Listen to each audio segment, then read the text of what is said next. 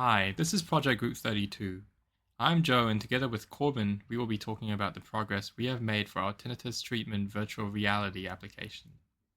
The primary research objective is to create a virtual reality application that will allow tinnitus patients to interact with a virtual environment, including different sounds for masking tinnitus, and virtual objects that emit these sounds. In doing so, the greater sense of immersion elicited by the ventriloquist effect, and the fact that an immersive environment elicits emotional responses such as aiding with relaxation, may aid in the treatment of tinnitus, as they are given more control over their tinnitus, therefore promoting habituation and stress relief. Our proposed solution is an application that we have created using the Unity game engine, version 2021.3.OF1, and is built on the OpenXR framework. We have tested the application on both the Valve Index and Oculus Rift headsets, where the application could run successfully on both devices with correct button mapping without having to make any changes when switching between headsets. In this video, you will see what the user will see through the left eye of the headset.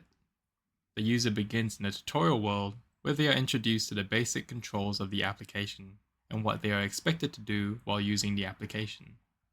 The user is shown how to grab and manipulate an object, how to headlock a radio that acts as a source of white noise so its position stays the same relative to the user's head position and could therefore help mask or distract from a tinnitus sound, and how to operate the rating tablet so they are able to complete the questionnaires.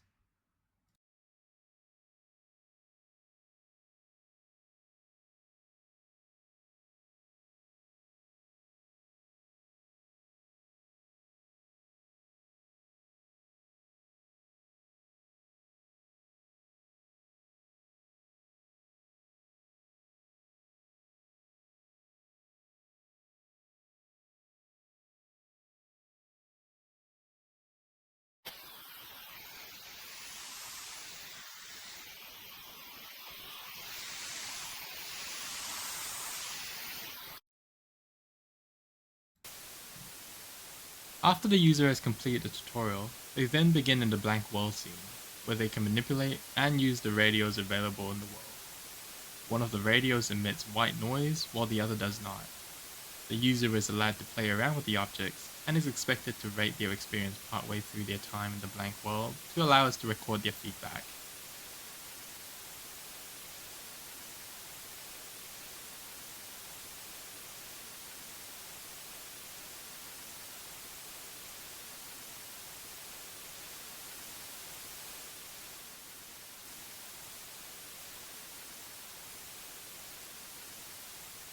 When the user feels that they have had enough of the blank world, the clinician who controls the application should load the user into the next scene, which is the beach world. In a future version of the application, the patients themselves will be able to progress to the next environment by pressing the button at the end of the questionnaire. In this new environment, patients will again be interacting with the radio that emits white noise. This is done for consistency.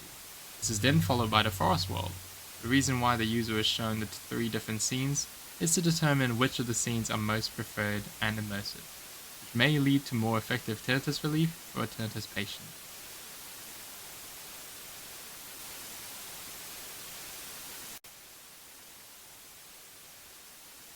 Here the user is shown the final scene, which is the forest world. Please note that although the quality of the video appears to not be smooth, what the user sees through the headset is smooth and there are no artifacting as seen in this video.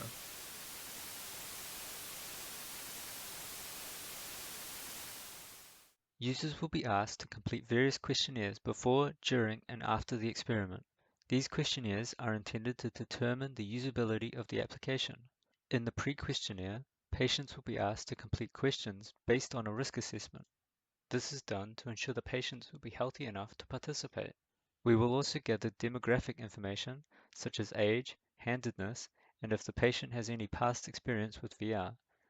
This is to see if these factors make any difference in the usability of the application. During the experiment, the users will be required to complete a questionnaire in VR. This is done for each of the three scenarios. The questions can be seen here. The decision to include a questionnaire inside the VR environment was for multiple reasons. Firstly, it is intended to ensure patients remember their experiences for each scenario. Secondly, it may lead to a more immersive experience as they are not interrupted by a clinician to gather the information. Lastly, it is a way for the patients to be more engaged with the environment as they are required to complete an activity within the VR environment. This also causes them to think more carefully about what they are experiencing. After the experiment, the patients will complete one last questionnaire.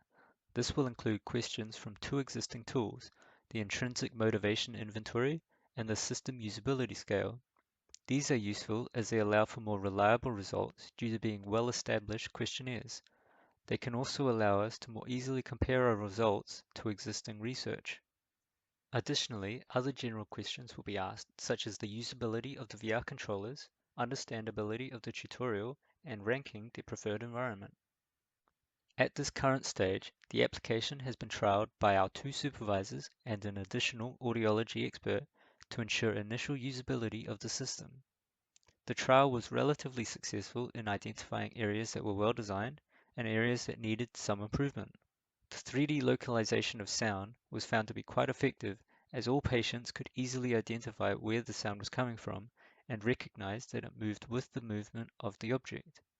The environments chosen also seemed to be quite engaging as all users were interested in looking around and exploring the environments, particularly the beach and forest scenarios. One major area of improvement identified was in the usability of the rating tablet. Interacting with the slider proved to be quite difficult. The cause was due to the users having difficulty knowing where to point the controller and not knowing when the slider was selected. Increasing the size of the slider is one possible solution to this issue. One user had difficulty when attempting to pick up the radio. This was again due to not knowing where to point the controller. One solution is to ensure the red line is always emitted from the hand model to provide feedback as to where exactly the hand is pointing. Moving forward, in addition to the improvements identified, we aim to add data logging functionality. For example, tracking when and where patients choose to headlock the radio object.